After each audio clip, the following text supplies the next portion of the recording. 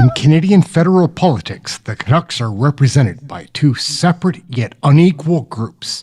The globalists who sold out and the opposition trying to salvage a country. These are their stories. I know that's an upsetting video to watch, but you need to be upset. Like, if everybody thinks everything's fine, it's going to be status quo. And the thing is, it's not status quo. Things are getting worse on a daily basis in so many different areas. Housing is worse. Grocery prices are worse. Immigration is worse. Their policies there are broke. There's so many things. But this is because they're trying to deconstruct our country. That's what Prime Minister's in his own mandate is. Forget what he tells you Canadians voted for. He lied to everybody and duped everyone in the election, used his media that he pays for, CTV, CBC, sometimes Global, just to spread his message and ignore the truth. That's it. Elbows out. Elbows up. It occurs to me that Melissa Lantsman is one of our favorites to watch on here. The people that watch my channel, thank you for watching. Melissa Lantsman is a sharp woman. The legacy media is always trying to put her on her heels, but she's always able to strike back. She makes her own videos sometimes too. She's got one of these. We're going to watch it together. Check it out. I haven't seen this yet. Should be interesting. Always is, with Melissa Lantsman, one of our favorite firecrackers in the House of Commons. Let's take a peek. Hey, that's something everyone can enjoy. It's July 4th, 2025 in Kelowna, BC. James Plover has just been convicted of choking someone and uttering threats. These are violent crimes. As has become typical in Canada, both his defense lawyer and the prosecutor took no issue with delaying his sentencing for 10 weeks. So he was released. For the touching with Castle Resort at this time. You psycho! 3 hours later, the police were called to a parking lot just down the road. James had just savagely murdered his ex-wife, Bailey McCourt, with a hammer. Bailey had done everything right. She had reported the abuse, she went to court, and she trusted the system. Plover had already been convicted of assaulting her.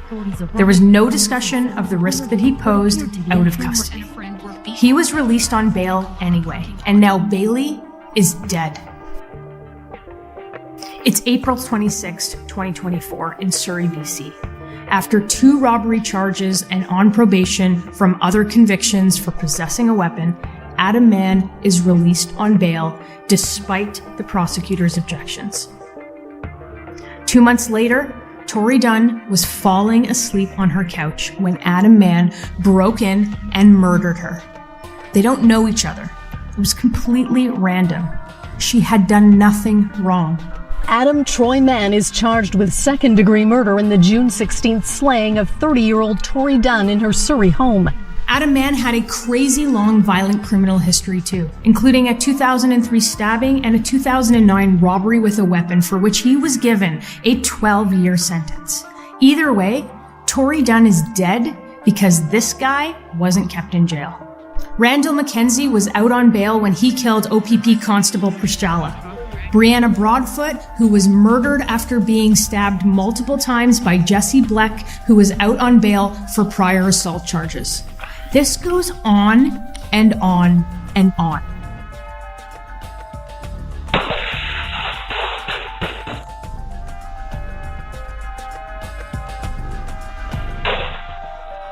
In 2022, there were 256 people charged with homicide while on some kind of release, including house arrest and parole. And that's a horrifying statistic. That's 30% of all homicides for the year. That might as well be one a day. The Canada that you grew up in doesn't exist anymore. People facing consequences for their actions, that's just not a thing. Violent crime has continued its upward trend, surging by 50% since 2015. Let that sink in. Digging deeper into bail-related stats, we see a disturbing reality. It's repeat offenders out on bail whom are disproportionately involved in serious violent incidents, stabbings, shootings, assaults. But hold on, let's go back. This didn't happen in a vacuum. The only member for Ottawa South. Pleased to stand this evening to speak to Bill C-75. Bill C-75 includes amendments that will streamline and modernize the bail process while maintaining public confidence in the criminal justice system. Back in 2019, the federal government passed C-75, a big old revamp of our criminal justice system. And the goal was to speed things up, reduce backlogs, and make bail fairer. The bill will expand bail conditions that police are able to impose on an accused, which will enable their release at an earlier stage. These conditions, however, will be guided by a principle of restraint for police and prosecutors. Enter the principle of least restraint. It's straight from the criminal code now. When someone is arrested, the default is to release them quickly with the lightest conditions possible. No big bail bonds or house arrest until the prosecutor proves that they're a flight risk, a repeat offender threat, or likely to tamper with evidence. That flight risk thing, we'll come back to that. A principle of restraint means that release at the earliest opportunity will be favored over detention, and that only reasonable and necessary bail conditions are to be imposed on an accused. Detention, being kept in jail, should be the last resort. Bill C-75 codified that. Plus, it told judges to consider people's backgrounds to avoid over-jailing them. We'll come back to that one too in a second. This prioritizes releases over safety, especially for violent crimes. And with repeat offenders, it's like giving a kid a timeout for breaking a vase and then handing them another one. So let's look at the cold, hard facts. In 2024, police reported around 530,000 violent crimes across the country. That's assaults, robberies, sexual assaults, and more. That's roughly 1,600 violent crimes every single day. Yeah, you heard that right. While you're sipping your morning coffee, over 1,000 people are dealing with violence somewhere in Canada. Homicides hit 788 last year. That's 2 a day. A huge chunk of these happen while the perps are out on bail or parole. Stats show that violent crimes committed on bail spiked in places like Ontario, assaults making up half the jump. In 2022 alone, the 256 murders were linked to criminals out on release. And get this, from one report, 587 violent offenders were caught committing crimes while on bail. 464 of them serious ones involving guns. When it feels like it's happening every day, that's because it is. These aren't just numbers. These are people's lives. These are entire communities terrified. Gunman! Gunman! Get the fucking phone right now, bitch! Get the fucking phone! Get the fucking phone right now! You're going to see! You're going to see!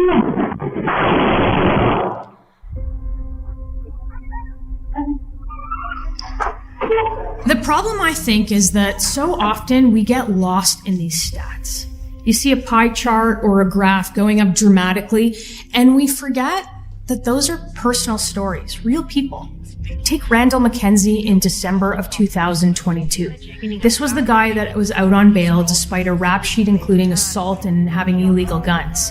He cut off his ankle monitor, stole cars, ambushed the OPP constable, killing him near Brantford, Ontario. Or Mohammed Majidpour in Vancouver in 2022. 24 convictions, out on bail, attacks a young woman with a pole yelling slurs, sets a car on fire, released again. Twice more arrested that month. Majidpour was arrested Saturday and released from jail Sunday. At around 3 o'clock Sunday afternoon, the same officers who arrested him Saturday spotted Majidpour near Main and Hastings. They followed him to a store in the downtown core where they say Majidpour stole $330 worth of leggings.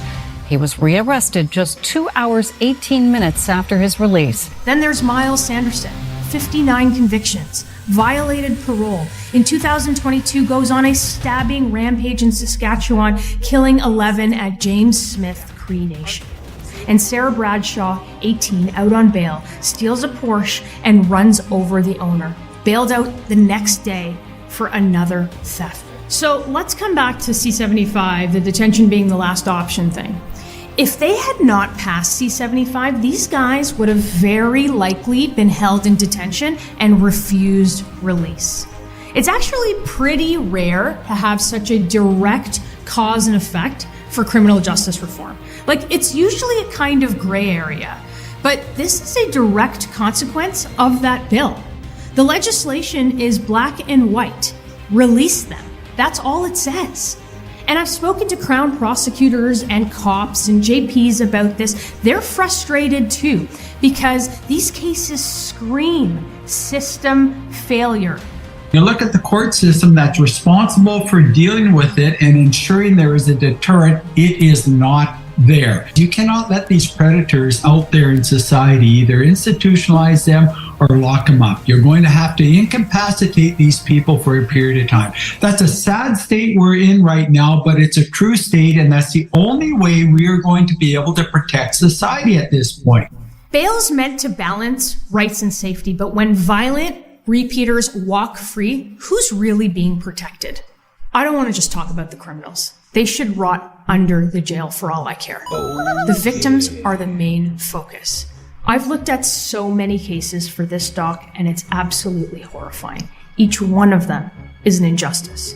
Just recently, a father of 4 was murdered, shot dead during a home invasion. He was just protecting his kids. These stories go on and on and on. But here's another thing I want to come back to. We have a serious problem with non-citizens gaming this system. We've seen parts of Bill C-75 being used recently to justify lighter sentencing or punishing for people seeking citizenship in this country. Immigration status being used as a factor during sentencing. One example, a permanent resident was given a conditional sentence after trying to purchase sexual services from a 15-year-old. He was given a conditional sentence, basically a slap on the wrist, because a stronger sentence would have stopped him from getting citizenship. Let that sink in. Another non-citizen was convicted twice for groping an 18-year-old's genitals at a bar. He received a discharge. That's him walking free to avoid a criminal record which would prevent him from appealing his deportation order. This is insane. What about the kid? What about the 18-year-old? Where is the focus on the victims? Right now, people who aren't citizens get bail and get to keep their passports, and then poof, they're gone. Look at Arjun Sanan, 19, arrested in December 2023 for 3 drive-by shootings tied to extortions in Edmonton, Sherwood Park, and Winnipeg. Released on bail, he hops a pre-booked flight to India. Gone. Sanana is allegedly to have booked a flight to India, committed the Winnipeg and Sherwood Park shootings, and then fled the country. As far as we know, he is now in India. How about Raj Kumar Memi? Convicted of smuggling 80 kilos of coke, sentenced to 15 years, but flees to India after release pending proceedings. Canada-wide warrant, Interpol involved, but he's gone. Everything I'm talking about is common sense. It's common sense to protect borders like we protect victims. It's amazing to me how these liberals respond to this stuff, in so much as that they don't see it as a problem, and if you don't see it as a problem, you're never going to solve this. The actual crimes, the actual issues around bail are quite sound. They're embedded in codified law right now. And I know that a lot of the country is talking about bail reforms as the end-all fix-all, but ultimately, laws and writing laws do not just fix a problem with the flip of a switch. Remember Sean Fraser? He is the failed housing minister and failed immigration minister. Well, now he's the justice minister, and just last week he tweeted something so ridiculous. Since last week, we've had case after case after case. Since this tweet, he told us that this isn't the Wild West, but it sure feels like it. The public safety minister, same thing. He doesn't think there's a problem. So if these guys don't think there's a problem, how are we ever going to take this seriously for every single Canadian that's terrified right now? So what's the fix? Well, we've got one. My colleague Arpan is introducing bail reform legislation that will end the catch and release for good. We're going to start with repealing the principle of least restraint from Bill C-75 that I talked about. We will refocus the justice system on victims and keep the violent people in prison where they belong. We're also going to stop the tag team bail process that's become so common today. Right now, believe it or not, a criminal can go in and vouch for their criminal buddy so that they can get bail. If you've been convicted of an indictable offense in the last 10 years, you cannot vouch for somebody like that. Oh yeah, and if you're not a citizen, we're taking your passport before you're given bail. No more of these flights out of the country, no more fleeing justice. So much of this is common sense. Jail, not bail for repeat violent offenders. Over the last 10 years, the Liberals tried this woke, naive, hippie nonsense. Like, we don't need laws, just let people loose. Crime stats went up in a perfect V because of that decision. We owe it to the victims who have paid for all of that stupidity and blood and stop this garbage. We owe it to everyone who's afraid today. I hate making videos like this, and doing the research for this is gut-wrenching. 1,600 violent crimes a day.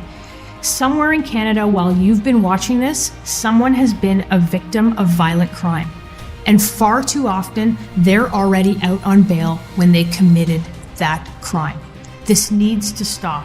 This is one of those times where I will thank the Liberals for their climb down on their weak justice policy over the last 10 years. We owe it to victims, and we owe it to every single Canadian that has changed their lives or has been a victim of crime. We owe it to them right now. Oh, yeah. That's a lot to watch. Melissa Lantsman does make amazing videos. Other MPs that make amazing videos. Jamie Schmalley has a great podcast. Andrew Scheer makes awesome videos. Michelle Rempel-Garner makes great videos. They all have channels. I'll put Melissa's in the description. Yeah, that stuff is hard to watch, but it's happening, right? That's not made up footage, any of that. Did you notice the part where somebody got caught importing Melanie Jolie's stash? Did you catch that part? It was only 80 kilograms. Lord. Tough times. Again, not to be insensitive, to try to turn the mood around after watching a video like that one, but they're back in session tomorrow, Monday, September 15th, and we cover the question periods here live. It's a great experience, or great time. It's a fun hour, a lot of information. You get to know all the players and see in real time how ludicrous our system is right now. I know these conservatives are fighting back against it. It kind of feels like the Liberals have a stranglehold on us right now, because they're dishonest. They'll bend the rules to, and I'm sure after the Conservatives would be in there for a number of years, they might be doing some of the same things, but their philosophy is different. Like right now, we're being duped by Brookfield and their board. Now they have Carney, who did this in the UK, and if you watch or spend any time on YouTube, you'll find out that what a mess Carney left the UK in, and he did it all for Brookfield. I think it is extraordinary that Mark Carney has become the Prime Minister of Canada. He did a terrible job in Britain of the governorship of the Bank of England. He created a lot of the problems that blew up on my watch and that I got blamed for were actually created by him. He backed Labour in the election and Rachel Reeves's policies, which are leading the country to bankruptcy. So why on earth the Liberal Party of Canada has selected this man? Anyhow, gang, gonna wrap up. Aaron, Canadian Looney. We're not wrapping up. We're gonna keep going. So I've got a bunch of videos that I'm in. So I'm here. I'm listening. I'm watching. Like we've got a long show here to watch. It's all Lantsman. It should be fun. She's fun to watch, and she's got many different faces that she brings. She can be funny. She can be sharp. She can be angry. She's a very engaging MP. Anyway, so we're gonna jump into more Melissa Lantsman. Again, what's up? Aaron here, Canadian Looney. Let's get into this. This is Deputy Leader of the Opposition, Melissa Lantsman. She's a firecracker. Having questions asked to her about why the opposition did vote for Carney's Bill C-5. It's interesting. Melissa Lantsman is fun to watch. David Cochrane, not so much. Watch how he always attacks and takes pot shots at the Conservatives every chance he gets. Doesn't do that to the Liberals. Let's get into this. David Cochrane, Deputy Leader Melissa Lantsman, one-on-one. Let's go. Oh, yeah. Melissa Lantsman is the Conservative Deputy Leader, and she joins me now. Ms. Lantsman, good to see you again. Thank you for your time today. For having me. So C5 is moving through the House of Commons with the support of the Conservatives. A major bill. Why was your party so willing to support the Carney Liberals on this? Look, I think during the election, Canadians were, I think, loud and clear about wanting to see this country build big things. I think C5 is a step in that right direction. But if you take it back for a second, there is a lot of things that stop us from getting projects built. There's a lot of regulation, there's a lot of red tape, and we continue to believe that getting rid of C69, that getting rid of the tanker ban, that getting rid of the industrial carbon tax and the emissions cap is the only successful way. You cannot, if the problem is regulation, then writing laws to try to circumvent that regulation probably is worse, or is worse off than just getting rid of those regulations. Okay, you said it's a step in the right direction. It is a step. Small, yeah. You had your a small step. A small leap in the right direction. But there are the criticism of C5 before amendment and even since amendment is that it does give some pretty broad powers to the government to override some laws to move fast. Your party suggested some amendments.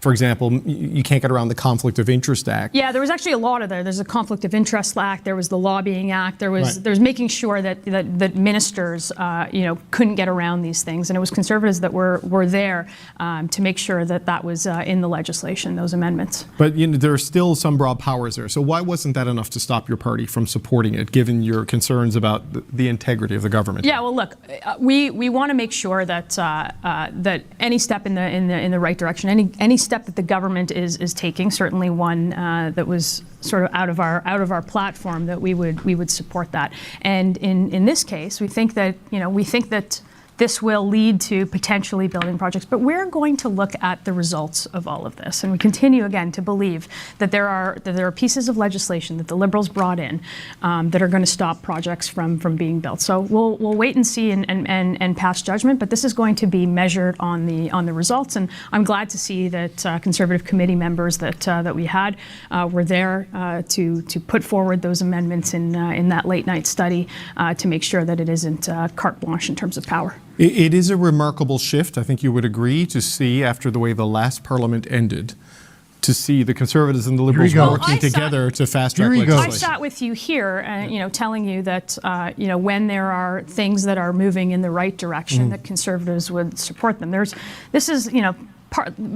Legislation is written behind closed doors, and we want to make sure that Parliament puts that out into the open, make sure that there's a conversation about it, that Canadians are getting the best piece of legislation and the best deal for them. And so we'll always support things like tax cuts. I said that then, that remains the case today. And then when they fall short, and when there are problems, and when there are things to oppose, we will be there to oppose it, and we've done that. We've demanded a budget. We've demanded that they pay back the taxpayers for the money that they blew on Arrive scam. The contractors with the two guys in the basement that didn't actually do IT work that got all those contracts. We will be there to be the opposition on the things that matter. Right, but look, and I know this is what you said the last time we spoke here on the show you would do. It is still just notable to see it, considering. I mean, I said it, and then it happened. I know you're not used to that. But, no. I wasn't suggesting that. It's just there's a bit of whiplash with the tone change in Parliament on the way things are working. But you worked with them on this, getting this legislation through. It should get through the Senate. We believe by the end of next week or sometime soon after that. What sense do you have of what projects we will see? I know there's issues around the idea of a pipeline because of British Columbia and going through there and those challenges, but there's a whole suite of other things, right? Uranium mines in Saskatchewan, electrical interties between provinces, spur lines for railways. What is your sense of what they're prepared to do here? Look, I don't have a sense of it, and I don't think Canadians have a sense of it because they haven't said as much. He went to premiers. He said that there would be a list. There is still no list. There are still many questions rather than answers, and we've been the party party of making sure that we develop our resources, that we build our Canadian economy. We'll continue pushing them in that direction. We want to create an economy that works for people, that works for workers, that works for those in each of those sectors, and that actually powers us forward. So we'll be there every step of the way, making sure to hold their feet to the fire, to explain to Canadians what's what and what's at stake and what they're actually going to do. We haven't seen that. You know what would have done that? A budget would have done that. And unfortunately, we didn't get that. We just got a table of estimates. Well, a budget wouldn't have given us a list of projects, I don't think, on that point. I take your point, though, on the need for an update and clarity on the fiscal situation. But on the projects, I just want to ask you about the BC situation, right? Because we do have David Eby saying he doesn't necessarily like the idea of a bitumen pipeline, certainly, going to Kitimat or Prince Rupert. The Prime Minister has said he wouldn't impose a project over the objections of a province. We have Indigenous groups upset with the pace and process around this legislation. How would you recommend they reconcile dealing with provinces and Indigenous groups? There are long established processes in this country about consultations, and we've built pipelines before, and there are 43 million Canadians. There are a majority of those Canadians that want to see projects built, that want to see our energy reach other markets. And I would say that no one person and no one group has a veto in this country. And we hope that the Prime Minister makes good on his word to actually build things in this country. When you look at the pushback, though, to the way this legislation was moved so quickly, you do see Indigenous groups, everyone from the ITK to the AFN, saying not necessarily opposition to the idea, but just the process. It's gone so fast. They never got to appear at committee. Things like this. Are you worried that the goodwill that exists to move rapidly on industrial development could result in a loss of goodwill with a lot of these particular groups who are now saying, hold on? Well, I think there are a lot of groups that support this as well. So picking out necessarily the ones that don't isn't necessarily productive to the conversation. But I would say again, like long-established processes about consultation in this country, lots of safeguards and stopgaps in the system. And again, like there isn't one group in this country that's going to have a veto over the economic future and the building in this country. We hope. So the Conservatives have cooperated with the government on the tax cut, not as big as you'd like, but a step in the right direction. Consistent not with the even principles. Close to as big. No, but consistent with the principles you outlined. And again on this. Mr. Poilievre is not here. We assume he will win his by-election in Battle River Crowfoot. Is this the approach we're going to see once Pierre Poilievre is back in Parliament and back as the official opposition? Look, I think Pierre's going to spend the summer, obviously, gaining the trust of the people in Battle River Crowfoot, and we very much look forward to him being back in the House. But me too. We are going to support the government where it makes sense, and we are going to oppose the government vigorously where they overstep or they don't go far enough, and we're going to call those things out. Mr. Carney has created lots of tall orders for himself in terms of the expectations that he needs to reach, and we're gonna look at this government based on results. We've done that up until now, and we'll do that going forward. What expectations does Mr. Poilievre need to reach after losing the election and losing his seat? I mean, he's attempting to make a comeback.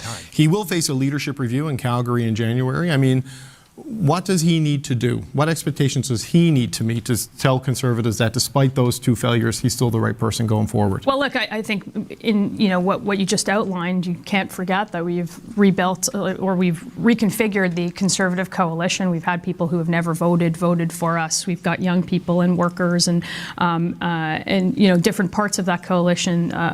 8 million votes, 24 more seats. That's a really good place to start from. But of course, like any party after an election, you take stock, and nobody is saying that you're going to go into the next election doing exactly what you did. But for now, we look forward to him winning that seat in Battle River Crowfoot, where our good friend Damien has stepped aside for that to happen, and we look forward to having him in the House. Yeah, look, I get your argument on the top line metrics, but he did lose his seat, right? So, I mean, that there is a message in that. I just wonder how you think he's interpreting that message, because I've never really seen him reflect on that publicly and what he took from that and how it might change how he approaches politics going forward? Well, look, I told you before that I think certainly it's a setback for any MP, but I think he's going to work hard to earn the trust and learn the people of at least that region in Alberta. He's born and raised there, so incredibly helpful in understanding the culture and the people.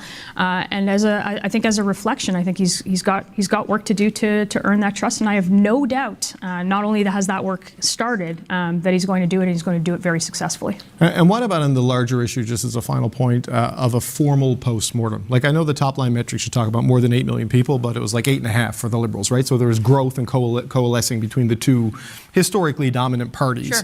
But what sort of a formal post-mortem are you doing? I know Mr. Poilievre has been calling people. We've talked to some of the people we've spoken with, but just the bigger picture on the party that's independent from the leader. What's look, I think there's lots of listening to do, lots of sort of take stock from those who worked on the campaign on the ground and in our movement for many years. And like I said, after every election, whether you win or you lose, you try to figure out what you can do and how you can do it better. And I think that work is ongoing with lots of members of the party. Will there be something though that's formal and a report, to the caucus? A report? Well, I'm not going to write you a report on.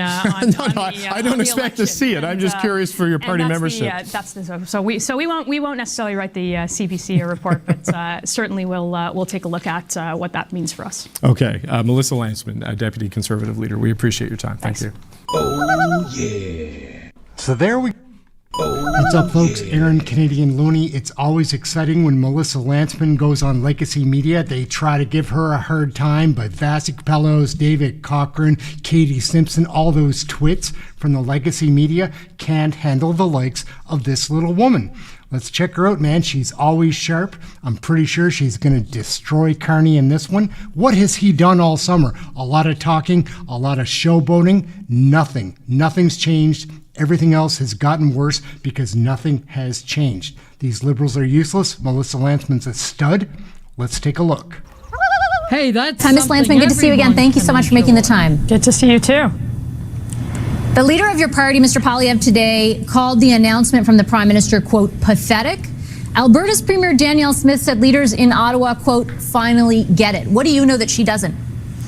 Well, look, I think we've been saying this out loud, and today what we got was we got a list of projects. We got a list of promises, a list of perhaps things that maybe one day will come to fruition, that list will go to an office that's not yet set up, that doesn't yet have a clear mandate, and Canadians are no better off today. We have 6 months of this Prime Minister who made this a central campaign issue about building the economy, resource development, and standing on our own 2 feet in the face of threats from the U.S. and certainly the trade war that we find ourselves in. And still we have nothing, no shovels in the ground, no nothing. So I think it's pathetic because it's a list, and that's all it is. I agree. But what's the alternative? I mean, a list is a sort of formalized way of saying, here are the projects we've identified that can move forward the fastest, and we're going to put the weight of the federal government behind them. Like, what inherently is wrong with it, and why do you think it's pathetic, but Danielle Smith thinks it's on the right track? Well, here's the thing. It's just a list going to an office to one day maybe get approval from this. And frankly, I think that many of those things on the list are already in development, and running a victory lap on theoretical projects is not progress. And I just don't think you can.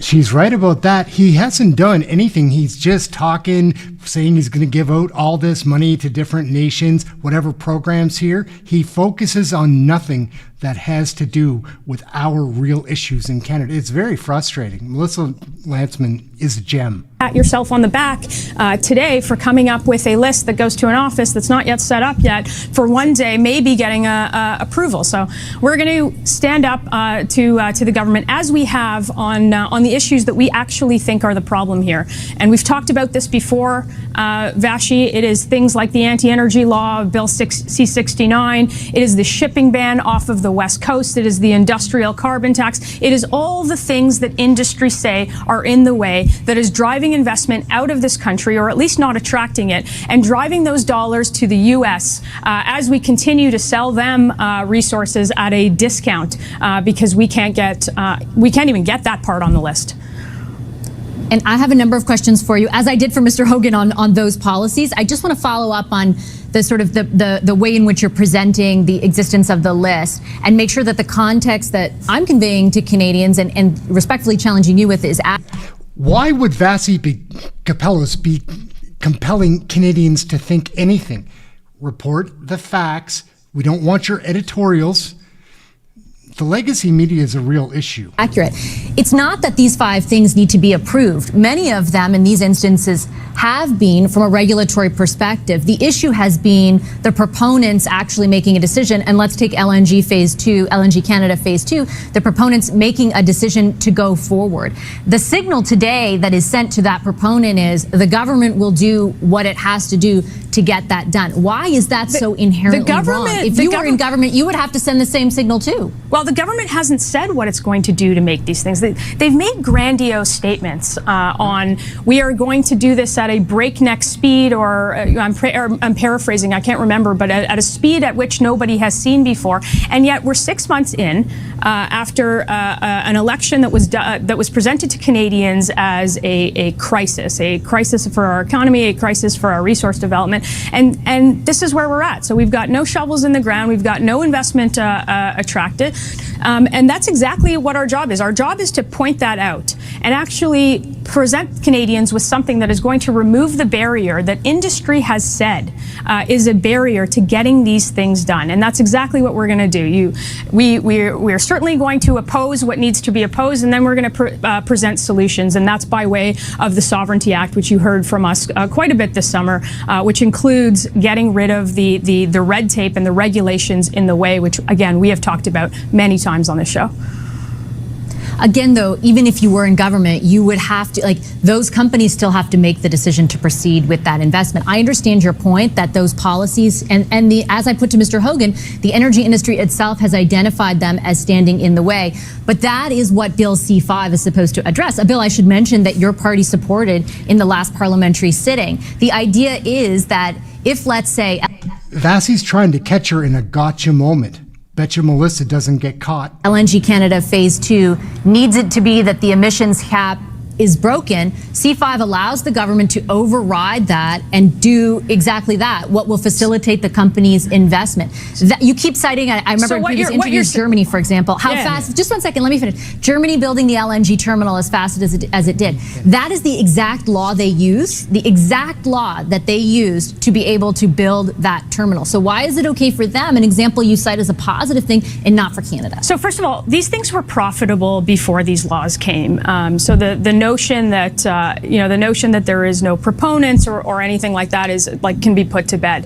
The very thing that you're saying is that the government needs to get rid of these regulations in order for these projects to go forward. They've admitted that. The energy minister from earlier this summer said that he can move some of those regulations out of the way in order to get projects done. And then we hear a minister who's non-committal to getting rid of let's say Bill C-69 and others in the cabinet that were there for 10 years saying that they will get rid of C-69. If you need to get these things out of the way in order for the project to go forward, and if you can't say that on national TV to you, then I think we have a problem, and there's a solution to that problem. And the solution is get rid of all of it. Get government out of the way so that these projects can proceed quickly, and not for us to have 6 months into the Prime Minister's, after a big crisis election, have him present a list to an office that doesn't have a mandate, that isn't fully staffed yet, and frankly is another layer of bureaucracy to pick and choose winners and losers. Trashy Vashi here knows she's outmatched. You can tell by her body language that she's frustrated. She can't counter-argue anything Lantsman has to say. She's too sharp. I do understand the point you're making about a lack of specificity where the answers to those questions are concerned, because I'm certainly asking those questions. But what I do garner from what they're saying is that C5 will act in that way. And you're right to point out that it is a concession or an admission that basically, in order to build those things, that policy can't apply in that instance. But those policies also, in the aggregate, make up a climate policy that will be central to any negotiations, for example, in the future with Europe or other countries that are seized with mitigating the impacts of emissions. And if we abandon them completely, that could hinder our opportunities to diversify our exports in the long term. Like, why is a middle ground so inherently bad? Well, I just don't think a middle ground is realistic. And I don't think industry thinks that a middle ground is realistic. And I don't think that attracting investment on this middle ground is realistic. In order for us to attract the investment necessary, to attract the proponents necessary to build these projects, you have to give them a very, very clear signal. A signal that you can build here, that we're open for business. Well, your C5 is an admission that you may or may not approve a project at a certain point. Do you really think that an industry would look at C5 as the end-all be-all of, yes, we are going to dump money in Canada because it's a sure bet?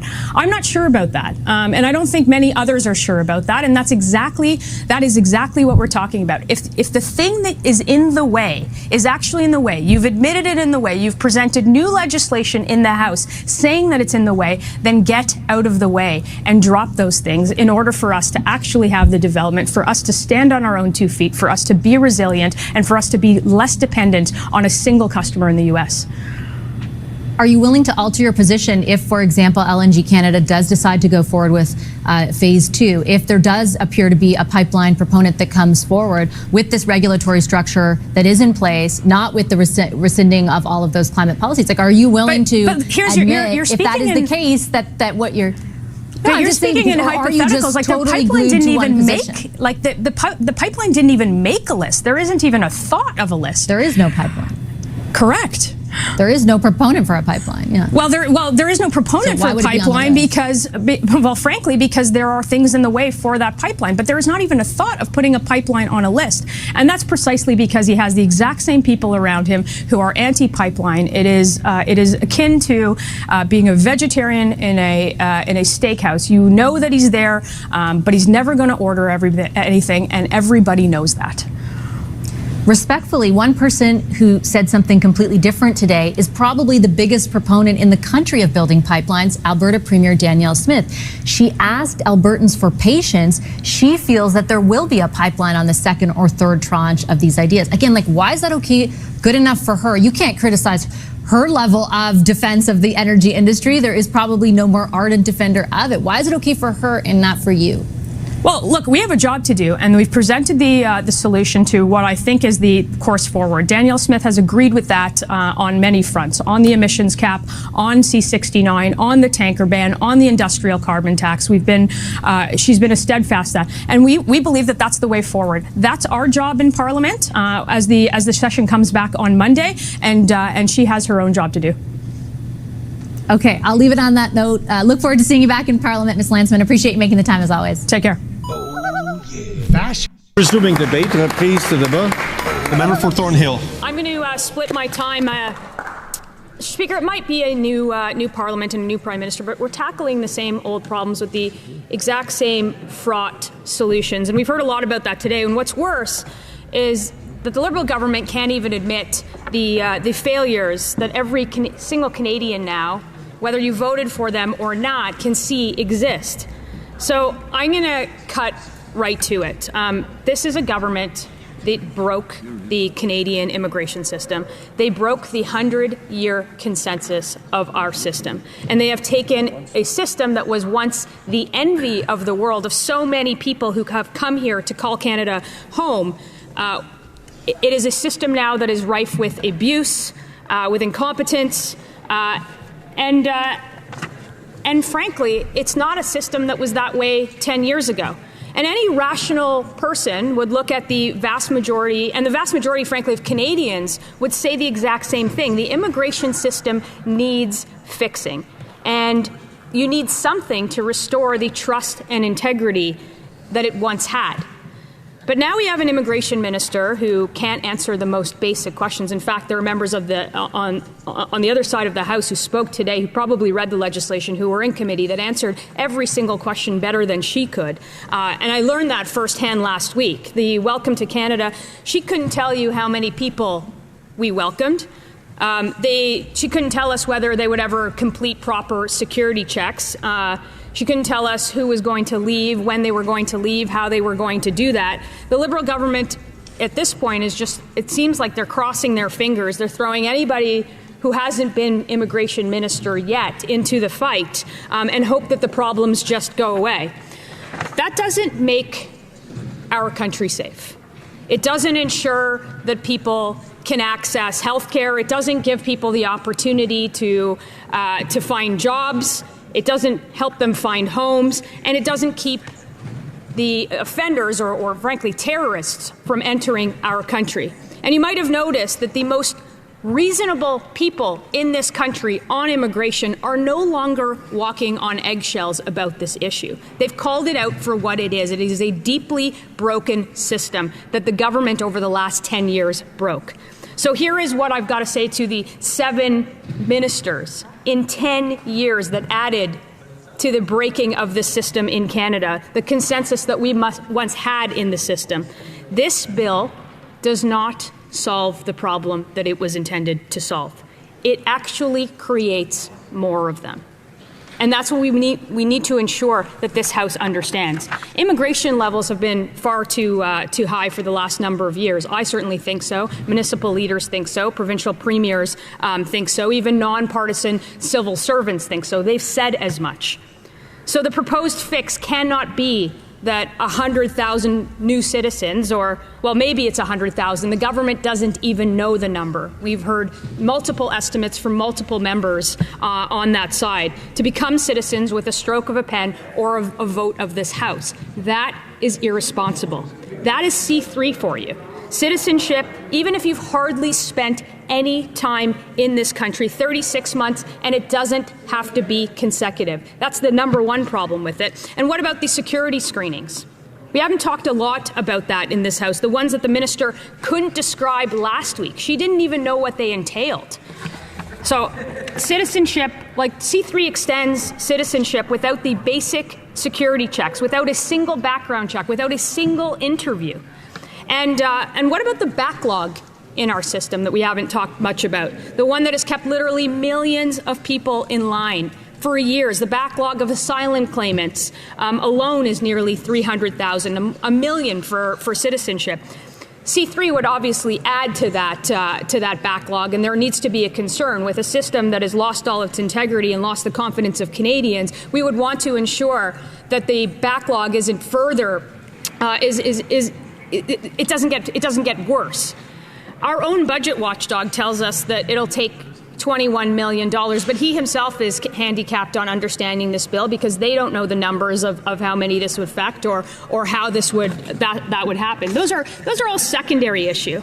But not only being far away from this country's needs on immigration, the bill is a big step in the wrong direction, and I think that it'll make the problems that the Liberals created over the last number of years worse. So nobody should be celebrating, and I'll make this clear, nobody should be celebrating that our immigration system is broken.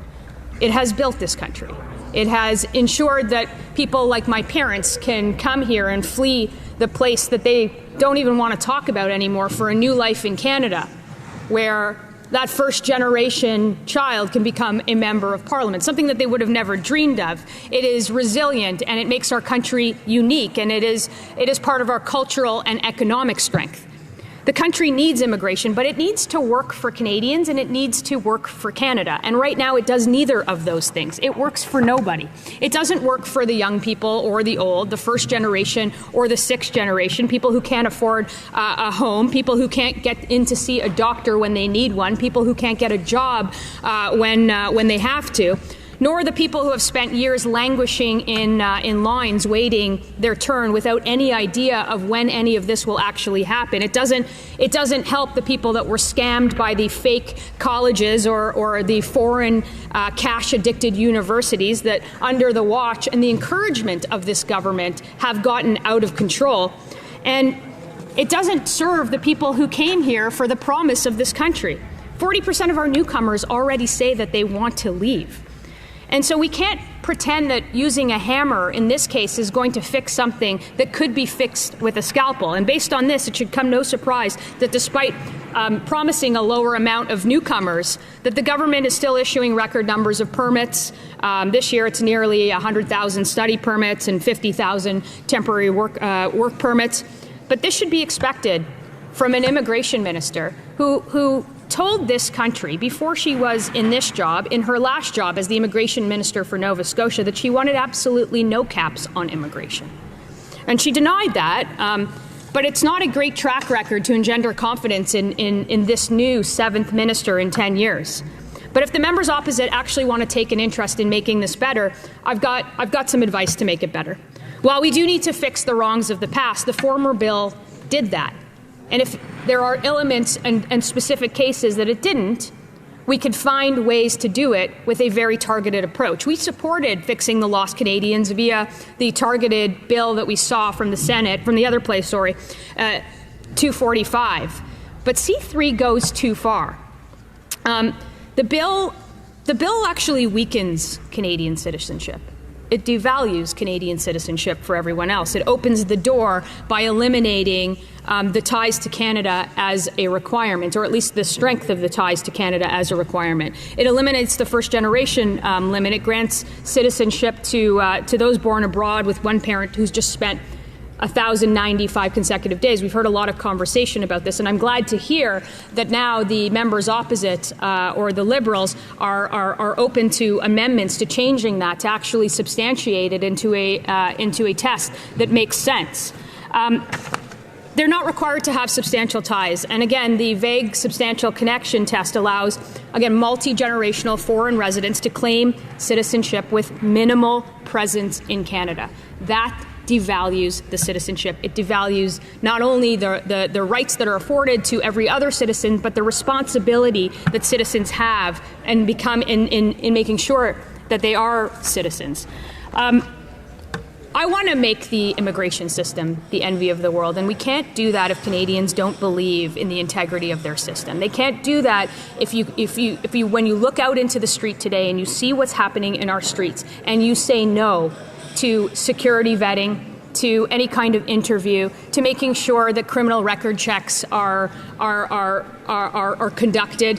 You cannot possibly stand up today in this country and say that is not necessary. I look forward to hearing what their thoughts are on an amendment that would ensure that they take security and vetting seriously, something that they haven't done in our immigration system, something that has played out in our streets here in Canada, something that has shown case after case of people being charged before they committed a terrorist act in this country. I want to see a government do this responsibly, and I want to see citizenship mean something in this country. And I think this bill, without its amendments and the provisions that the government currently had with the minister who knows nothing about the bill, who's presented it in the House, I want to see those changed, and I look forward to having having a conversation. But I look forward more to them accepting those amendments. Questions and comments? The Chief Government Whip. Thank you very much, Mr. Speaker. We've heard Conservative after Conservative get up and talk about a substantial connection. Yeah. You know, a lot of provinces have substantial connection rules too. For example, the province of Alberta says you can't run as an MLA unless you've had a substantial connection of at least 6 months. I'm curious if the member believes that Pierre Poilievre should have a substantial connection to Alberta before he runs as a member of Parliament in that province. Here, here. The member for Thornhill. Look, I actually thought we were going to have a serious conversation on the bill, but clearly, maybe the member hasn't read the bill. But I assure you that he will seek the support of and the trust of the people of Battle River Crowfoot, in a place that he grew up in a place that he was born in a place that he was raised in. And I look forward to him bashing down that member when he's back in September. What? Oh, yeah. There's no doubt about it, everybody. Melissa Lantsman is sharp. Mark Gerritsen is a whip boy snowflake. That's enough. What color is my shirt? The Honourable Minister. Well, you would probably know more than me the color of your shirt. You're wearing it. Chair, the Honourable Member. Of answering a simple question. Honourable Minister. Thank you, Mr. Chair. I believe I've been answering the questions. Hey gang, what's up? Aaron right here, Canadian Looney. It would occur to me that Melissa Lantsman is the most popular female MP in the entire House of Commons. She's amazing. Deputy Leader of the Conservative Party. Let's take a look. She's here with CBC, which isn't great. Melissa Lantsman makes up for it though. Let's take a peek. Here we go. Oh, yeah. Opposition MPs are calling for a spring look at the federal books. A Conservative motion amending the throne speech narrowly passed in the House last night, urging the government to table an economic update before summer. While it's a non-binding motion, Conservatives say the Liberals should follow the will of the majority. Canadians deserve real fiscal management, not excuses or fact-free talking points. Liberals promised $20 billion in elbows up U.S. tariffs, but later dropped them with no regard to affected Canadian workers or fiscal impacts. Fact. The majority of this chamber voted last night for a spring budget. Fact. On what date would the Liberals face the facts and table a budget for their $500 billion in new spending? Mr. Speaker, the Government of Canada is imposing tariffs that cause maximum impact on the United States, minimum impact on Canada. Fact. On over $60 billion of U.S. exports to Canada. Fact. Raised over $1.7 billion already. Fact. Melissa Lantsman is the Deputy Leader of the Conservative Party, and she joins me now. Thanks for coming in. Thanks for having me. Nice to see you. So MPs last night passed an amendment to the speech from the throne to essentially try and force the government to introduce a fall economic statement or a budget before you guys rise in the House. It was really their first defeat. You know, some of us were caught off guard that they went down on this one. But Stephen McKinnon, the government House Leader, is not really taking this all that seriously, saying today that it was just a non-binding advisory resolution. What do you say to him? Well, look, I think this is the first indication that you'll see a government that's a lot like the last one in terms of ignoring the will of Parliament. So you have the majority of MPs passing this motion to demand that the government tables a budget, and now you have a government sort of flat out ignoring that. And I think that Canadians deserve that. We haven't had a proper accounting of the books in more than a year. It's a convention to obviously put up a budget in, and frankly, Mark Carney is the guy who said that he had a plan, and instead tabled $500 billion of estimates, which is 8% higher than the 2% cap that he talked about earlier and before tabling that. And I think Canadians deserve to know where that money's spent, how it's spent, and where the government's at. If it's such a concern, though, why was the language kind of weak, frankly, in the amendment? It was saying, MPs are urging the government to introduce a budget. Why not demand, require, we need to see one? Parliament's not shade of gray. It's introduce a budget or not. Vote yes or no. There's no gray area in this. So MPs, the majority of which have said to the government, hey, table a budget. They voted for it. Canadians are demanding it by way of Parliament, and I think it's incumbent on this government to respect the will of Parliament, and I think it speaks more to the fact that they can't run a majority government, or they're going to have some problems winning votes, and they can't run this thing as if they have a majority. So I think they got to go back to the drawing board and figure out their parliamentary strategy and what they're going to do, rather than just ignore the will of Parliament. If they do ignore the will of Parliament, which seems likely, frankly, at this point they are dismissing, as I said, this amendment, how far are you willing to go to push this, to try and force them to actually present something? Look, we're elected and we're sent there as MPs on behalf of our constituencies, and MPs in that House have demanded that the government, does this thing or that thing. In this case, it's present a budget, and it's not just MPs. It's providing certainty for businesses. It's providing certainty for families. It's providing certainty at a time of great uncertainty. And if you're going to speak in platitudes and say that everything is amazing without a plan to show for it, time's going to run out on you. And I think that's what you're seeing from these guys ignoring the will of Parliament at their first opportunity. The election was only a month ago. The swearing-in ceremony was, a couple weeks ago. Parliament rises at the end of the month. Their argument is they just don't have enough time to put together a budget, to put together, an economic statement. And that the trade uncertainty with Donald Trump provides a lot of mysterious circumstances. We don't know what could happen. Look, is that not a reasonable argument? I've said this before. You cannot wait for certainty in this country to provide a proper accounting and certainty that businesses need and families need and workers need in this country. Yes, it has been a month for the election, and already they're ignoring the will of Parliament, the first chance that they can get. In terms of, do they not have time to put a budget together? Well, they do. We know that convention and historically, a government has been elected and presented a budget 3 months later, in some cases 1 month later. So it's not that it's not possible, it's that they don't want to.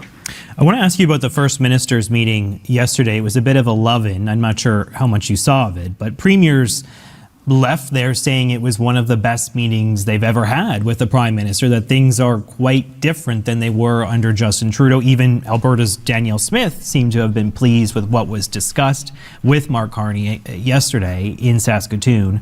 What do you make of what transpired there between the premiers? Yeah, look, I think it's more a commentary on the last 10 years and who was at the helm and how bad the meetings could have been. I hadn't been in the room for the meetings with Trudeau, but I think this is Mark Carney falling short of his own expectation setting. He came there, he said, I'm going to provide a list. We're going to have a list of shovel-ready projects or however he said. And there's no list and there's no details. And again, to provide certainty for investors to come here and actually start building the projects, to start making plans about building the projects, there's lots of things that you can say. It's not only the projects, it's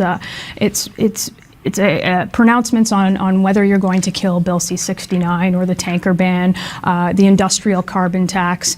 If this guy is about a plan and he's about certainty, yesterday certainly wasn't it. It was a lot of platitudes and a lot of photo ops. The premiers didn't really feel that way, though. They didn't have a problem with there being no definitive list. He essentially said, I'm going to take back your suggestions, we'll think on it, and then we'll come up with a solution. Look, I think you'll get premiers from all kinds of sides on this, but it's his own expectation setting that he's going to fall short on, not anybody else's. He's the one who said that he would have a list, and we didn't get a list, or we didn't get any sort of formal plan. There's only so long that Canadians in a crisis and with the uncertainty that we have are going to stand the platitudes, and I suspect that time will be shorter than you think. While they debate which projects to put on that list, they are also going to put forward legislation in the House of Commons to essentially streamline this process. Some of the documents we've seen to this point suggest they really do want to speed up the approvals process for major nation-building projects. There's obviously some concerns from Indigenous folks, environmentalists, but what about the Conservatives? Is that something you would be willing to support if that bill is presented before summer? Would you sign on the dotted line? Yeah, look, before we support any bill, we'd like to see it. But they've already, in principle, of course, we've said that we would support anything that builds a pipeline, north, south, east, or west. More pipelines is better, and frankly, anything that's going to help our situation, making sure that we can, build the Canada to be resilient, stand on our own 2 feet, find different markets for our critical minerals, for our energy. Of course, we would support it, but we're not seeing we're seeing a schism in their own caucus with ministers saying one thing somewhere else, one thing here and another thing there, and I think we're seeing language of veto and we want to know what all of that means. What about internal trade? Because that's obviously another big thing. One of Mark Carney's signature campaign promises was to knock down internal trade barriers.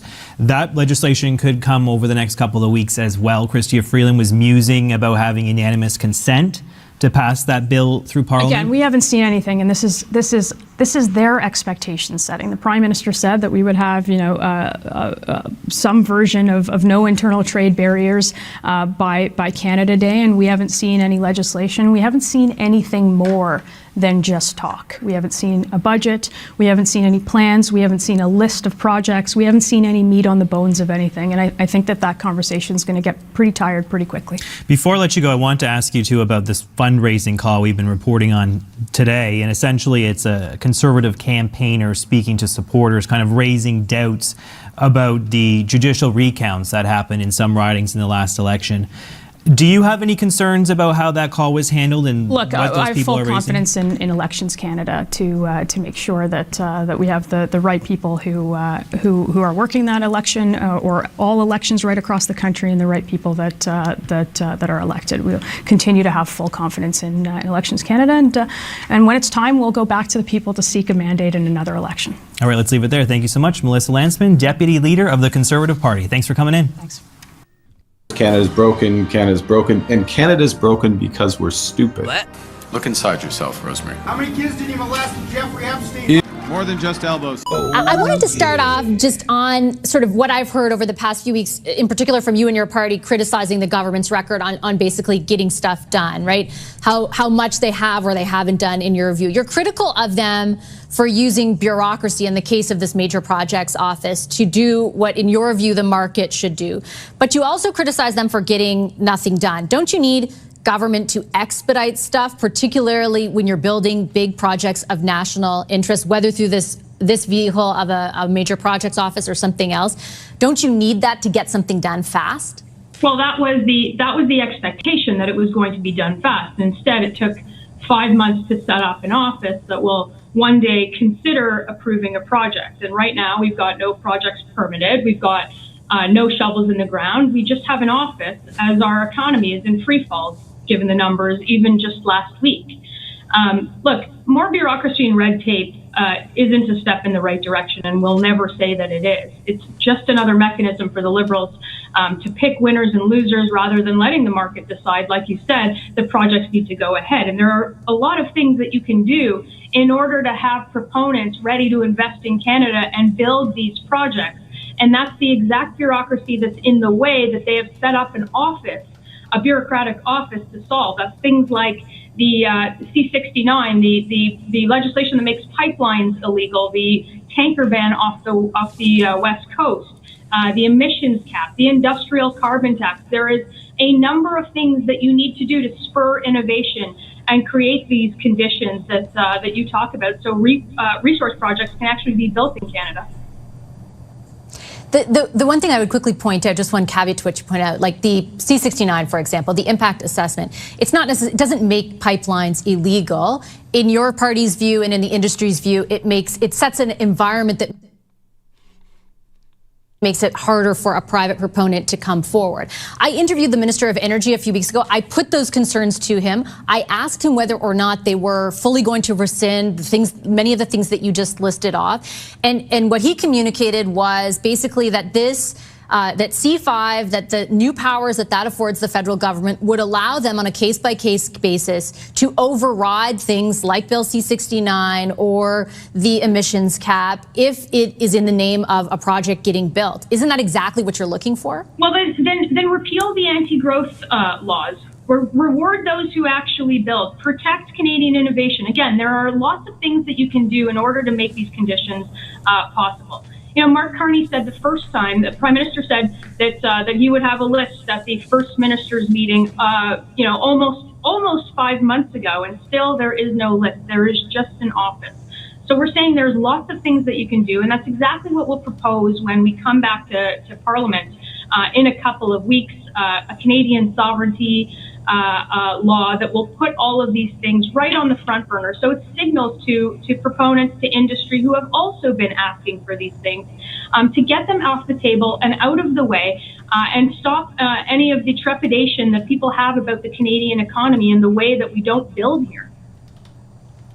And I do understand the concern where speed is relevant here, like, the pace at which this stuff is unfolding.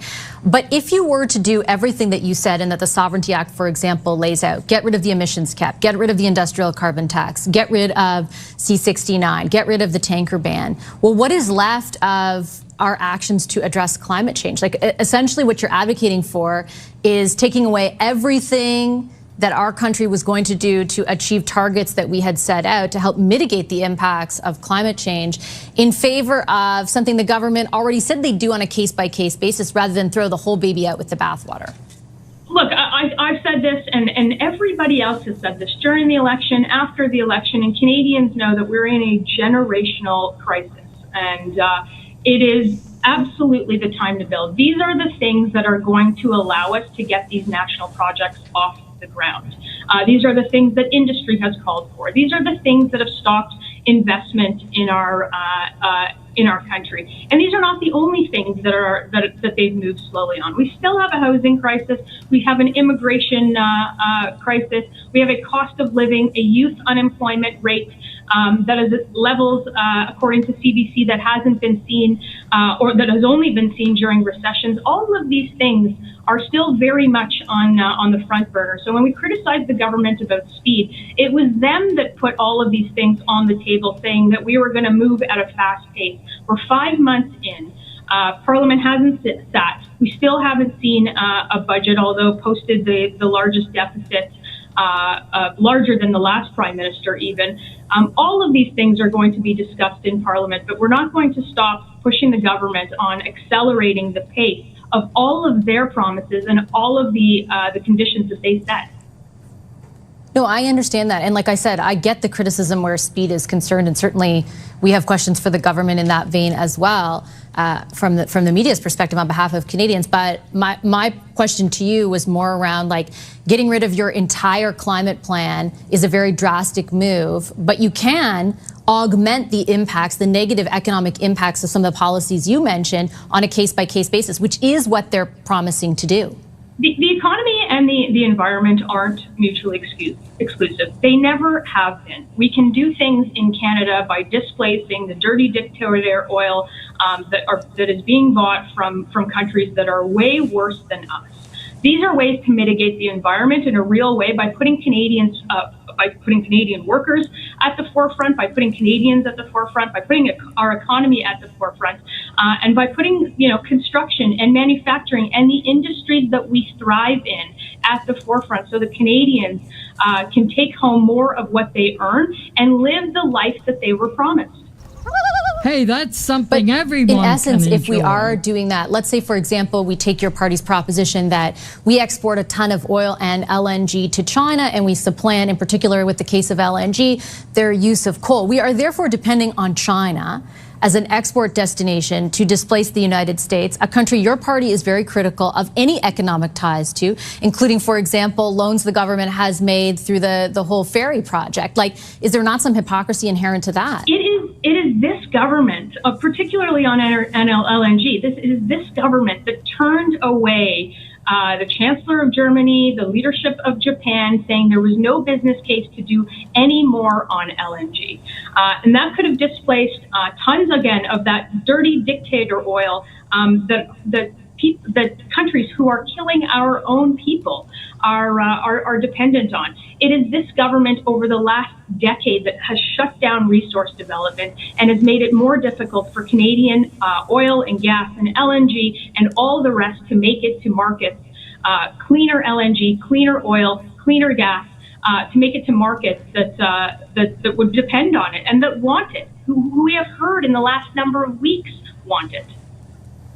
But respectfully, and I did those interviews with those leaders, and they all said to me, and I made public, that they wanted that LNG. My question was not about what the government is doing. My question was about your party's position, which is we'll be able to, meet our climate change obligations by using China as an export destination for things like LNG, even though you don't want China helping to build ferries, for example? Like, is there Well, we don't not want some to use inherent hypocrisy to them the conservative as position? our primary LNG export. We want, But you want them to buy all our oil. We want to expand our LNG exports to people who have asked for it, to people like the Germans. Look, they built their own LNG facilities in like 190 days from start to finish.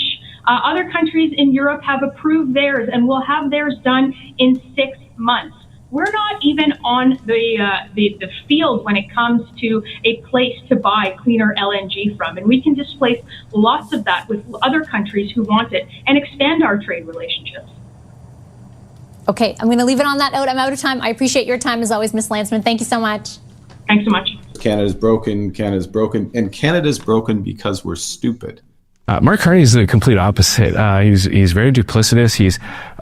He's written books about his love for the carbon tax. Duplicitous, Scheer says. We've got many more things coming up in this video. My name's Aaron. This is Canadian Looney. We're going to be exposing Carney. Well, the Conservatives are going to in this video. We've got so many interesting pieces in this video. We're trying a quicker, smoother running format. We're going to have Melissa Lantsman, Pierre Poilievre, Michelle Rempel-Garner. We'll get back to Andrew Scheer. And also, Premier Smith in Alberta is saying no to firearm confiscation. Let's get into this. It's going to be a fun one. Smash the like, hit subscribe. Let's go. Hey, that's something everyone can enjoy. We'll kick things off here with Melissa Lantsman. She has something she wants Canadians to know about. Let's look. On a day where we found out we lost 60,000 jobs last month, 100,000 over the summer, we see the Prime Minister out on a flip-flop. In politics, we call that a Friday dump day. After voting to keep the ban on gas-powered cars, Mark Carney forced to admit that he was wrong and Conservatives were right again. Yet, he refuses to give certainty to auto workers by ending this ban for good.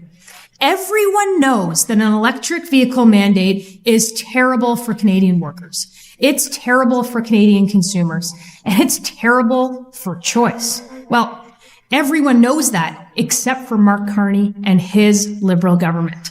The big, pretty sure Mark Carney knows he's up to no good. Splashy flip-flop today from the Prime Minister, he's not scrapping the mandate. He's just going to pause it for a few months. Are you kidding me? Is he serious? We know that an EV mandate is going to cost us 38,000 manufacturing jobs. It's going to decimate the auto industry. It's going to destroy our economy at a time of record instability while removing the freedoms and flexibility that every Canadian should have.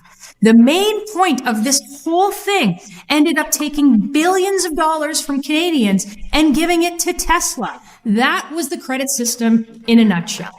And the Prime Minister still can't see that it's a problem. If he knew it was a problem, he'd scrap it entirely, just like we said he should. But I guess he has to keep Stephen Guilbeault happy. Remember, he's the Environment Minister that told you he was going to quit over the carbon tax. And if he quit, this country would fall apart. He's really the only thing holding us together. And until Mark Carney says this EV mandate is gone for good, it's still government policy because Stephen Guilbeault wants it to be. In an age of uncertainty and so much uncertainty in this country, the last thing the auto industry needs is a maybe from Mark Carney. So until this thing is dead and buried, Conservatives are going to keep fighting it. Oh, yeah. We're going to take a peek now at Pierre Poilievre. He's chiming in on this loony Mark Carney. He's a nut. What is the game plan? It's a good question. So what's the Liberal game plan to try and save their government in the next election? Here's what it is. They're going to pretend that they've changed completely, that they've elected a new leader who's back to normal. They're going to put in someone like Mark Carney, and they'll pretend he's different because he looks different, right? He knows, unlike Justin, he knows how to comb his hair, and he wears normal navy blue socks and a nice suit, and he pretends to have had a corporate job. So they say this guy's a complete change. He's back to normal. He knows how to work a calculator. Make no mistake. This guy is just as, if not more, radical than Justin Trudeau. And today, we got the proof. You'll never guess who's announced he's supporting Carney.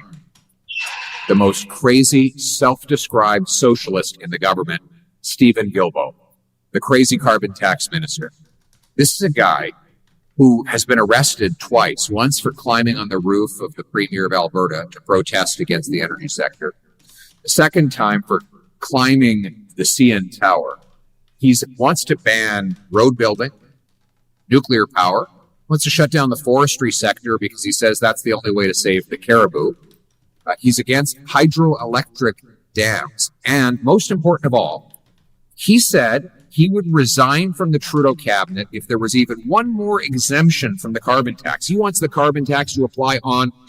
That was all talk, because they did make changes and he's still there. All fossil fuel energy, and has said he would end his career if it did not go ahead. Now, this is important because it means that if Carney were not privately committing to him behind the scenes that he will keep the carbon tax, then Guilbeault would not be supporting him. Obviously, they have a carbon tax compact to keep and increase the tax because Guilbeault wants the tax to be 5, 6, 7, or 8 times higher. He wants to ban all fossil fuel jobs now.